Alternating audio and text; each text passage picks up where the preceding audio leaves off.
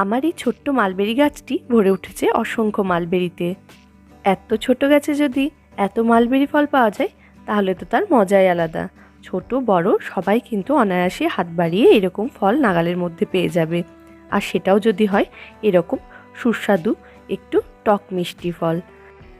এখনও সব ফলগুলো কিন্তু পুরোপুরি পেকে ওঠেনি, কারণ যখন পরিপক্ক অবস্থায় থাকবে তখন একটু কালো হয়ে যায় ফলগুলো।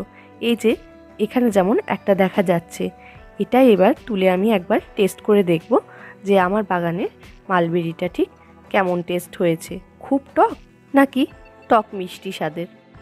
বাহ, আমার তো খেয়ে চমৎকার লাগলো। খুব টক একেবারেই না, এর মধ্যে একটু মিষ্টি স্বাদও রয়েছে। আর এটা কিন্তু অত্যন্ত জুসি, দেখে মনে হচ্ছে যেন হাতে আলতা লেগে আছে। এই মালবেরি গাছের সুবিধা হলো এগুলো কিন্তু ছাদ বাগান যারা করেন তারাও রাখতে পারেন, কারণ এখানে আমি কিন্তু টবে গাছটা লাগিয়েছি, ইচ্ছা করলেই ছাদে রাখতে পারি। আর মাটিতে তো লাগানো যায়। এই মালবেরি গাছে এত সংখ্যক ফল হয় যে আমরা মানুষরা তো খেয়ে স্বাদ নিতেই পারি, এছাড়াও পাখিদের জন্য কিছুটা পরিমাণ রেখে দিলে তারাও খেয়ে তৃপ্ত হতে পারে।